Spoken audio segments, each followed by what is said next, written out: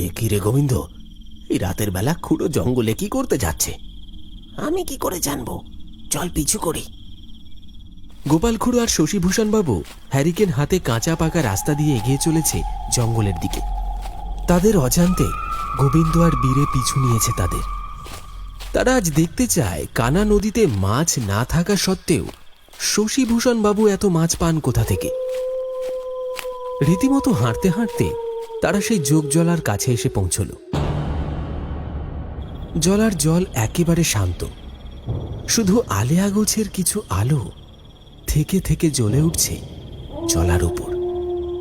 গোবিন্দ বলল, দাঁড়া এখানে, ওদের ব্যাপারটা ভালো করে দেখতে দে। যদি বেগতিক কিছু দেখি তাহলে কি করবি? তুই ছুটে গিয়ে গ্রাম থেকে লোকজন ডেকে আনবি, আর আমি এদের হাতে নাতে ধরবো।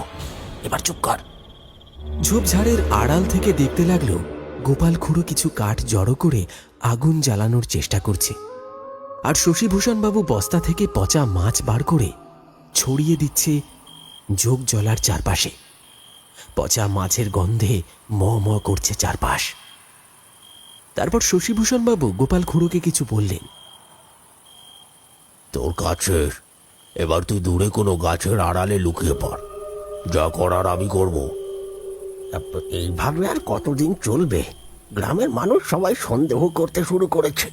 একদিন না একদিন আমরা ধরা পড়ব। আমি জানি, কিন্তু গ্রামের মানুষ একদিন সব সত্যিটা জানবে, তখন আমাদের ভুল বুঝবে। কিন্তু এখন এটা করা ছাড়া আর কোনো রাস্তা নেই আমাদের। এটা করতে গিয়ে আমরা মিথ্যা দোষের ভাগী হব। কপালে যা আছে হবে। এই শেষ বয়সে এত ভেবে লাভ নেই। তুই যা, লুকিয়ে পড়, ও আসছে।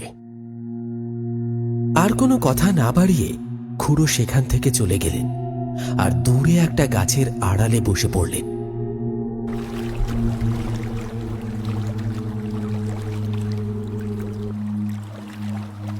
আয়, উঠে আয়, আমি শশীভূষণ তোকে ডাকছি। উঠে আয় জলের তলা থেকে।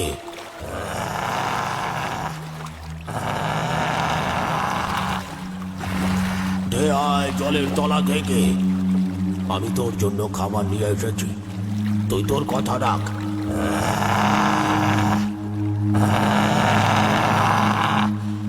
এক কোমর জলে নেমে শশীভূষণ বাবু বারবার জল থেকে কাউকে উঠে আসতে বলছে। জলের উপরে আকাশ যেন অন্ধকার মাখা কালো মেঘে ঢেকে যাচ্ছে। একটা ভ্যাপসা গন্ধ ভরে উঠছে চারপাশে। আপনি এই বিচ্ছিরি গন্ধটা কোথা থেকে আসছে? দম বন্ধ হয়ে আসছে একেবারে। আরে গামছাটা নাকে দিয়ে চুপ করে বসে থাক। হঠাৎ শান্ত পরিবেশ অশান্ত হতে শুরু করলো দমকা হাওয়ায়। যোগ জলার জলে শুরু হয়েছে তোলপাড়। শশীভূষণ বাবু বারবার চিৎকার করে বলে উঠছে, উঠে আয়, উঠে আয় বলছি। ঠিক তখনই জলার জল যেন বাঘ খেতে খেতে উপরে উঠতে লাগলো। এই বিরল অপ্রাকৃতিক দৃশ্য দেখে গোবিন্দ আর বীরে জ্ঞান শূন্য হয়ে বসে আছে। এইরকম কিছু একটা দেখবে বুঝতে পারেনি। বীরে বলল, তার মানে আগের দিন যা দেখেছিলাম ওসব শশীভূষণ বাবুর কাজ। উনি এখানে পিশাচকে ডেকে নিয়ে আসে, তাই কানা নদীতে একটাও মাছ নেই। আমারও তাই মনে হচ্ছে। যখন বলবো তুই ছুটে গিয়ে গ্রামের লোকজন ডেকে আনবি। জলা থেকে ভেসে আসছে অপার্থিব চিৎকার, আর একটা সবুজ ধোঁয়া ছড়িয়ে পড়েছে চারিদিকে। চিৎকার করতে করতে যোগ জলা থেকে বেরিয়ে এলো এক পিশাচ। আমার খাবার কোথায়? কোথায় আমার খাবার?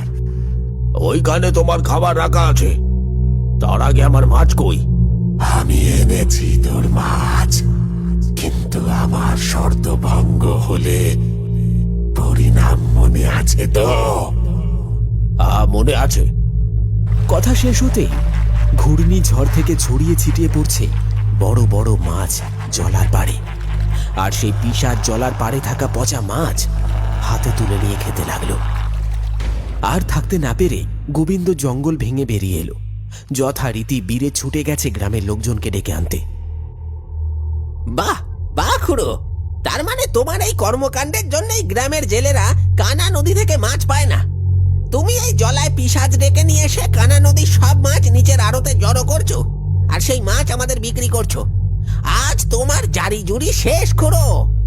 এটা তুই কি সর্বনাশ ডেকে নিয়ে এলি গোবিন্দ? তাড়াতাড়ি এখান থেকে পালা। সর্বনাশ আমি ডেকে নিয়ে এসেছি নাকি তুমি? এক্ষুনি তার বিচার হয়ে যাবে। আজ তোমায় হাতে নাতে ধরেছি। গোবিন্দ, গোবিন্দ তুই ভুল বলছিস। তুই এক্ষুনি এখান থেকে পালা, নয়তো আমি তোকে আর বাঁচাতে পারবো না। পালা এখান থেকে, পালা।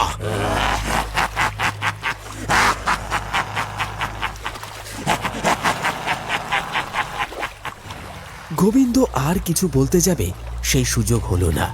সেই পিশাচ আনন্দে চিৎকার করতে শুরু করেছে।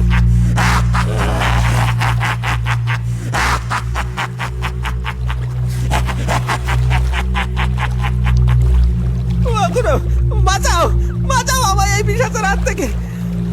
এই তো কয়েকশো বছর পর আবার মানুষের টাটকা রক্ত খাবো। তুই তোর কথা রাখতে পারিসনি, তাই আমি আর তোর কোনো ইচ্ছা পূরণ করব না। আর এই মানুষের বাচ্চা আজ আমার আহার হবে। বাঁচাও, বাঁচাও আমায় এই পিশাচের হাত থেকে। বাঁচাও। ওকে ছেড়ে দে, ছেড়ে দে ওকে। কোনো কথার ভ্রুক্ষেপ করল না সেই পিশাচ। গোবিন্দ পালাতে যাবে, ঠিক তখনই পিশাচ খপ করে তাকে ধরল আর জলের তলায় তলিয়ে গেল। যথারীতি ওইদিকে বীরে গ্রামের মানুষজনকে ডেকে নিয়ে এসে হাজির হয়েছে। তারা নিজের চোখে এই ভয়ানক দৃশ্য দেখে অবাক হয়েছে। গোপাল খুড়ো ততক্ষণে এসে হাজির হয়েছে। তখনও জলার মাঝখান থেকে সবুজ ধোঁয়া বের হয়ে আসছে। গোপাল খুড়ো আর শশীভূষণ বাবু সমস্ত ঘটনা খুলে বলে গ্রামের মানুষদের। তারা জানায়, কানা নদীতে কংক্রিটের ব্রিজ তৈরি হওয়ার জন্য মাছের দল গ্রামের এই দিকে আসতে ভয় পাচ্ছে, তাই কানা নদীতে দেখা দিয়েছে মাছের অভাব।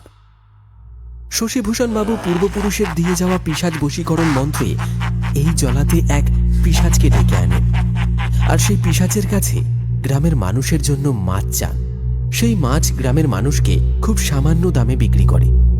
এই অভাবের হাত থেকে রেহাই দিচ্ছিল তিনি এইভাবেই। কিন্তু গোবিন্দ আর বীরে ততোধিক কৌতূহলের পরিণামস্বরূপ সেই রাস্তাটুকু বন্ধ করে দিল। গ্রামের মানুষ যথেষ্ট রেগে ওঠে বীরে আর গোবিন্দের ওপর, কিন্তু সেই পিশাচ গোবিন্দকে নিয়ে যায়। গোবিন্দের দেহটুকু আর খুঁজে পাওয়া যায় না। অবশেষে তারা সকলে গ্রামে ফিরে আসে। আর এই জন্যই বলে, কৌতূহল ভালো, বেশি কৌতূহল কপালে দুঃখ ডেকে নিয়ে আসে।